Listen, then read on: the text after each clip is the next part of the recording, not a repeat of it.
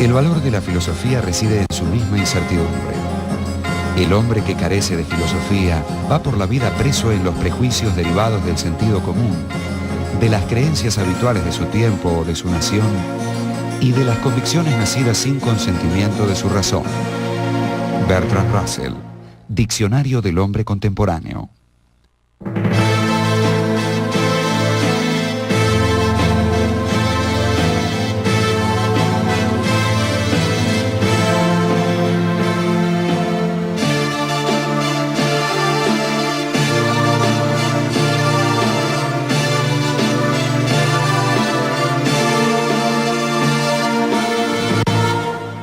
Bertrand Russell. Russell nació en 1872, de manera que en realidad, en el comienzo de su vida, él era un hombre del siglo XIX. Y como fue revolucionario en filosofía, hay que marcar con el comienzo del siglo XX, y especialmente el año 1903, una fecha en la que él abandona gran parte de sus posiciones filosóficas del siglo XIX para transformarse en un hombre del siglo XX.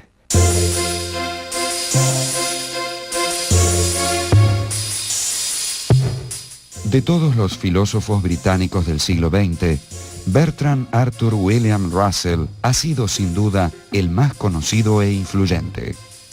Además de sus esenciales aportes a la lógica matemática, produjo una abrumadora cantidad de escritos sobre temas morales, sociales, políticos y filosóficos. Fue a la vez aristocrático y demócrata, liberal humanista y agnóstico. Su carácter era tan racionalista como apasionado. Tiene aportes filosóficos en la filosofía y sobre todo en la lógica, de los más importantes del siglo XX, y se destaca también su personalidad por su lucha constante en contra de la guerra, justamente sus manifestaciones antibélicas que lo llevaron 2 veces en su vida a estar en la cárcel, una vez en la Primera Guerra Mundial, en 1918, y otra vez, ya muy mayor, en 1961, manifestándose en contra de las armas nucleares. Junto con Einstein creó uno de los de las organizaciones en contra de la proliferación de las armas nucleares en la década del 50 y del 60, y escribió sobre los más variados temas. Tuvo la desgracia de perder a sus padres muy chico. Sus padres habían dejado o expresado el deseo de que en caso de fallecimiento fuera educado por algunos amigos de la familia, entre otros John Stuart Mill o sus descendientes. En definitiva, la gran educadora de los chicos Russell fue la abuela, que dejó una influencia grande en Russell a lo largo del tiempo. Él no fue educado en colegios, sino que tuvo institutrices francesas y alemanas, de modo que era un hombre que hablaba fluidamente esos 2 idiomas. Bueno, en definitiva, terminó yendo a la Universidad de Cambridge a hacer su estudio universitario, trabajando sobre todo en el área de matemáticas, que es en realidad el origen de su preparación en general. La filosofía va después, o se inicia después, sobre todo con su amistad con George Moore, que es su gran compañero en esas épocas. Cuando Russell llega a Cambridge a los 18 años, Cambridge es un centro de predominio del idealismo alemán, de corte hegeliano. Russell reacciona en contra de esta tradición. Es la revuelta que él, junto con Moore, realizan en contra del idealismo alemán. ¿Cuáles son los motivos que lo llevan a él a renunciar y reaccionar en contra del idealismo alemán? Bueno, yo diría principalmente su temperamento crítico, su temperamento algo escéptico y su sólida formación científica.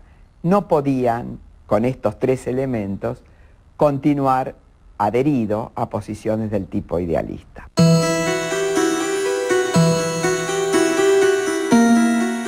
La reacción de Russell contra Hegel comenzó en 1898. En el año 1900 publicó Exposición crítica de la filosofía de Leibniz.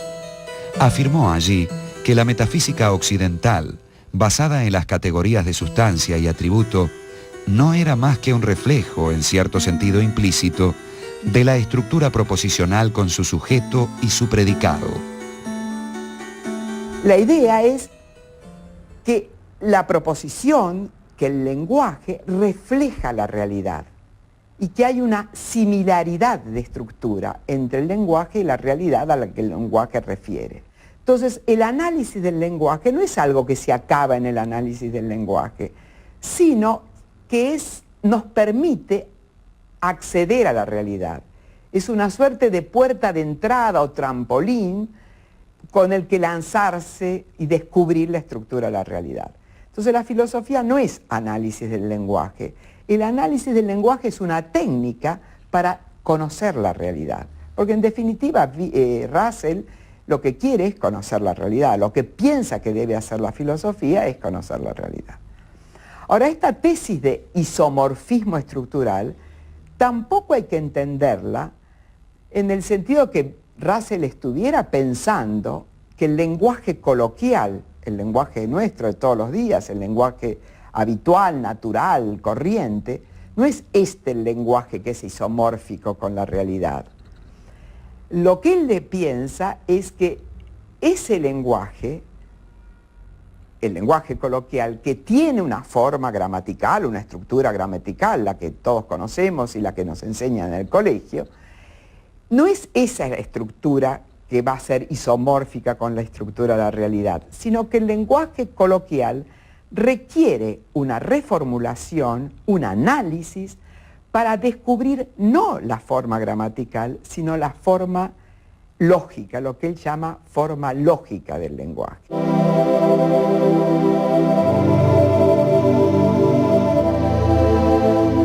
Por la misma época, Russell se interesó seriamente en la fundamentación de las matemáticas y en 1903 publicó Los principios de las matemáticas. En los años siguientes, acometió junto con otro filósofo británico, Alfred North Whitehead, el intento de fundar sistemáticamente la matemática pura a partir de la lógica. El resultado fueron 3 volúmenes publicados entre 1910 y 1913 bajo el título Principia Mathematica. Y escribió uno de los libros más difíciles que hay todavía en la actualidad, en 3 tomos de 800 páginas cada uno, editado en Cambridge, que era el Principia Mathematica, un intento de fundamentación de la matemática hecha con el nuevo lenguaje lógico de la lógica matemática y con muchas de las técnicas que la matemática moderna iba ofreciendo. Porque esa obra, que son 3 volúmenes, que hay que hojear, a mí me produce la sensación de cómo una mente, o 2 mentes en este caso, pueden haber hecho eso, ¿no? Probado cientos y cientos de teoremas, se ha intentado y se ha logrado poner eso en un modelo, en un programa de computación, con lo cual se ha determinado que una enorme cantidad de esos teoremas son correctos en cuanto a su formulación, etc. Así que es una obra que es una de las grandes obras cumbres de la humanidad. Entre los aportes más significativos de Russell a la lógica hay que nombrar el descubrimiento de la paradoja que lleva su nombre y la solución que le propuso bajo el nombre de teoría de los tipos.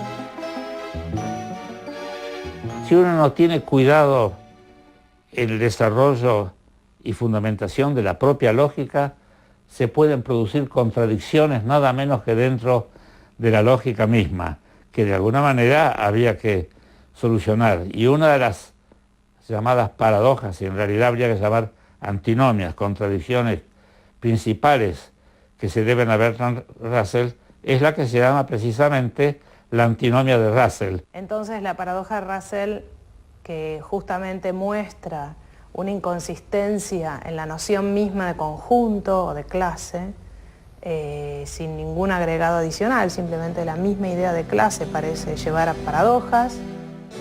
La paradoja de Russell consiste en lo siguiente. Consideremos la clase de todas las clases que no son miembros de sí mismas. Pero si esta clase no es miembro de sí misma, entonces lo es. Y si lo es, entonces no lo es. Dicho de otro modo, tanto si suponemos que esta clase es miembro de sí misma, como si afirmamos que no lo es, caemos en una contradicción. El modo de salir de la aporía fue la teoría de los tipos. La teoría de los tipos es la teoría según la cual los conceptos que uno puede emplear no pueden tener referencias o relaciones confusas unas con otras.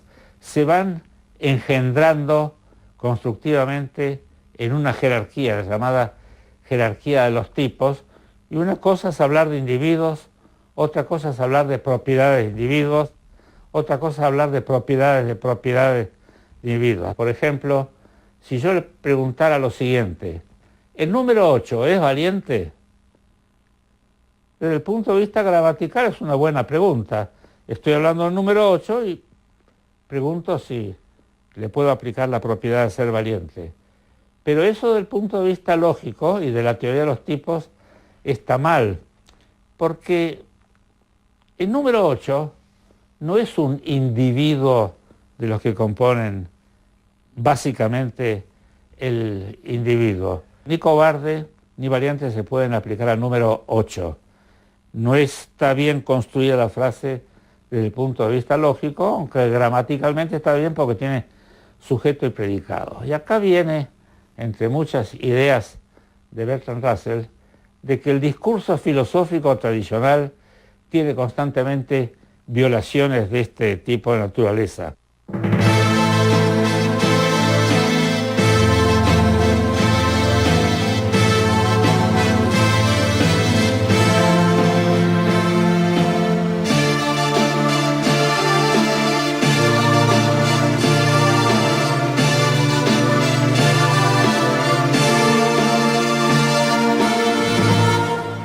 Bertrand Russell.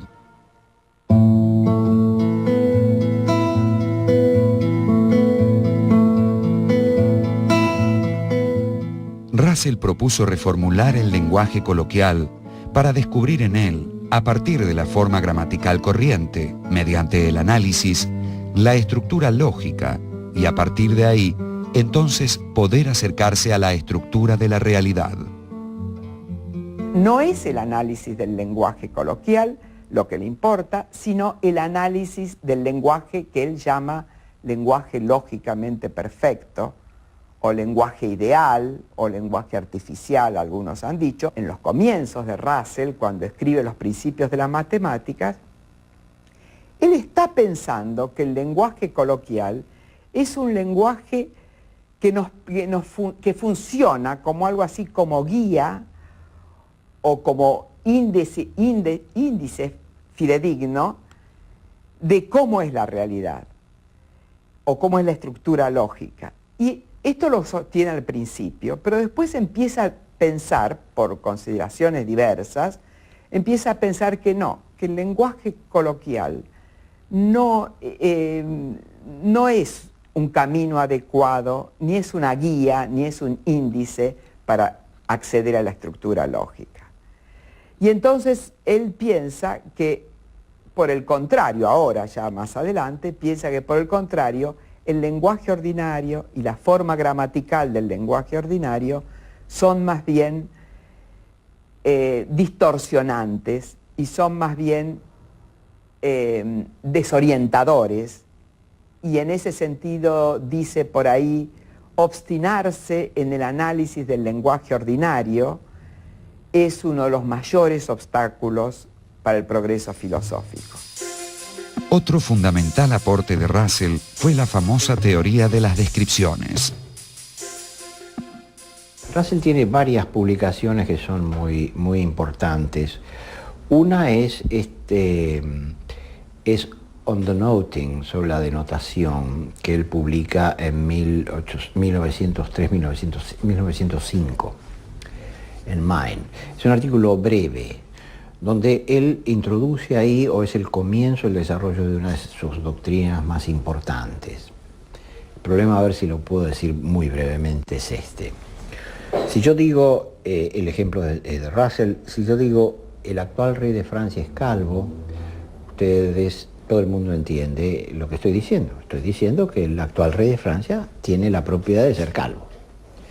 Ahora, no estamos hablando metafóricamente, estamos hablando literalmente. El problema es que no puede ser ni verdadero ni falso, porque ocurre que no existe el rey de Francia. Entonces la gran pregunta, viejo problema, ¿de quién yo digo que es calvo? Cuando lo que digo, ser calvo, corresponde a una entidad que no existe, que yo sé que no hay en el mundo. Entonces la solución de Russell es hacer en primer lugar una diferencia muy crucial entre forma gramatical y forma lógica.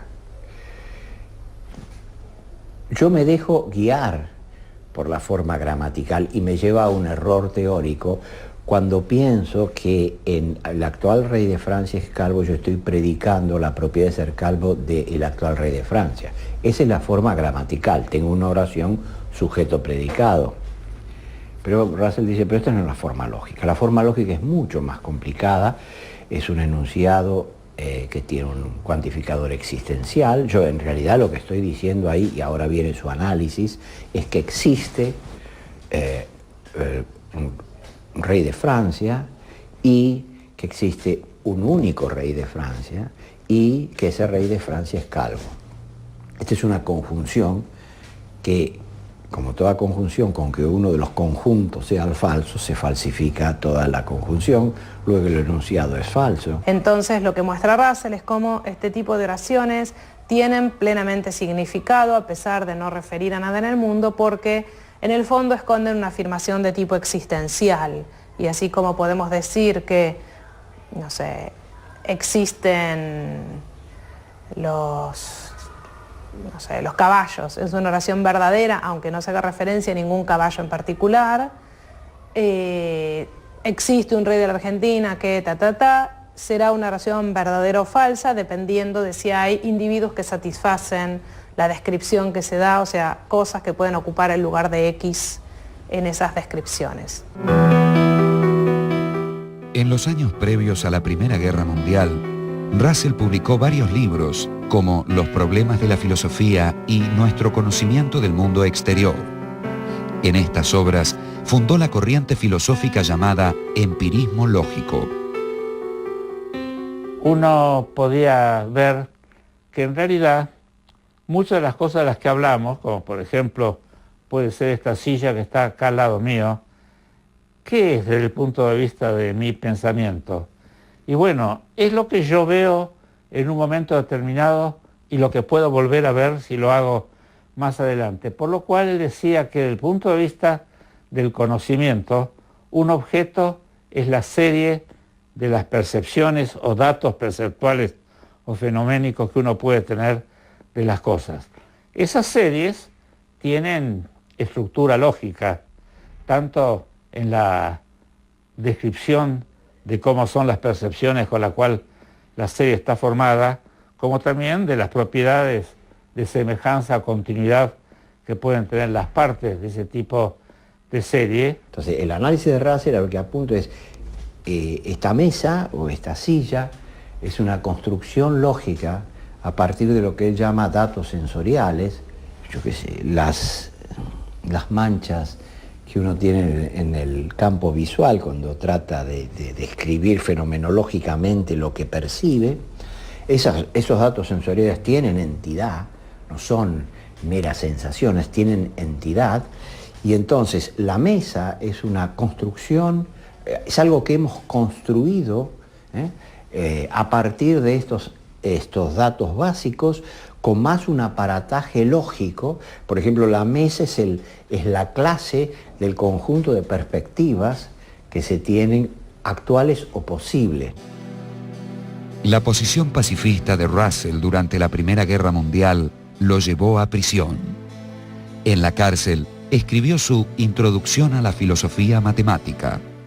Finalizado el conflicto bélico, visitó la Unión Soviética y China, presentando luego sus observaciones y críticas en sendos libros. Por estos años, publicó también su Análisis de la mente. Ahí defiende una posición monista neutral. O sea, ontológicamente hablando, los elementos básicos de la realidad no son ni físicos ni mentales, son lo que son. Si yo meto los elementos que capto en una serie causal de causas eficientes, los veo como físicos. Si lo meto en una serie causal, y ahí entonces Russell contribuye con la idea de que hay una causación mnémica. La memoria juega un papel fundamental para Russell en la formación de esas secuencias de episodios, digamos así, mentales. Y ahí yo construyo lo mental. La lectura y discusión de la obra Tractatus Logico-Philosophicus de su exalumno y colega Ludwig Wittgenstein llevó a Russell a reformular su filosofía como atomismo lógico. El lenguaje de Principia supone varias cosas que entonces son reflejadas por esta posición metafísica de Russell. Por ejemplo, que hay objetos, que hay entidades que tienen propiedades, que esas entidades son independientes unas de otras, que los hechos que incluyen esas entidades son independientes. La idea de atomismo lógico viene de ahí. Hay hechos atómicos, son los hechos básicos, que están compuestos por datos sensoriales y propiedades de estos datos sensoriales.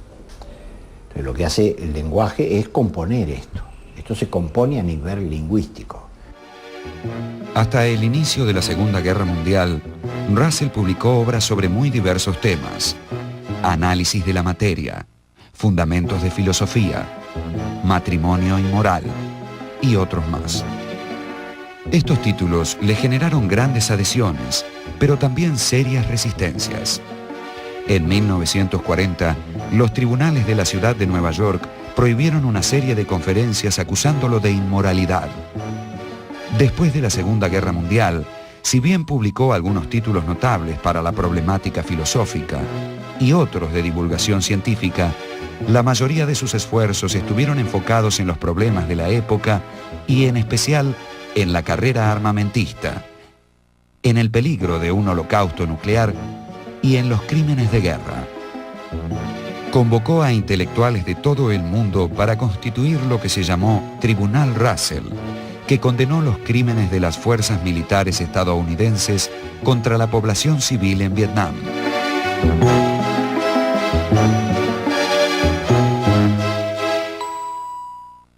Como recompensa a sus grandes méritos y vastos esfuerzos, en 1952 recibió el Premio Nobel. En 1952 ganó el Premio Nobel de Literatura, que en realidad pienso yo que se lo dieron porque escribía muy bien, y sus libros filosóficos no son esos libros de dificultad de lectura terrible que uno puede encontrar, por ejemplo, en filósofos como Hegel. Él escribe más sencillo, es realmente un hombre de comunicación muy accesible para la gente. Por un lado, las contribuciones en el ámbito de la lógica, los fundamentos de la matemática. Por otro lado, los aportes de Russell en filosofía, yo diría teórica, o sea, básicamente en teoría del conocimiento y metafísica. Y finalmente los escritos que tienen más un tono político, político-ético, y que abarcan cuestiones como el matrimonio, el sexo, la religión, sus luchas en contra de la guerra, y en pro del pacifismo y el desarme nuclear, etc. Él en la introducción a su autobiografía dice que hubo tres grandes ideas que fueron el motor de su vida, que son el amor, el conocimiento y la piedad. Y de alguna manera este amor al conocimiento es lo que guía toda su investigación filosófico-teórica.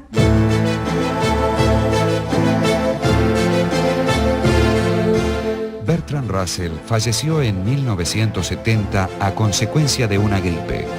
Su figura está aún hoy en la base de lo que se llama filosofía analítica. Más que una corriente propiamente dicha, un modo de hacer filosofía que insiste en la búsqueda de la claridad, en el énfasis del aspecto analítico al tratar ciertos problemas filosóficos y en la firme voluntad de no ceder a la inconsistencia lógica.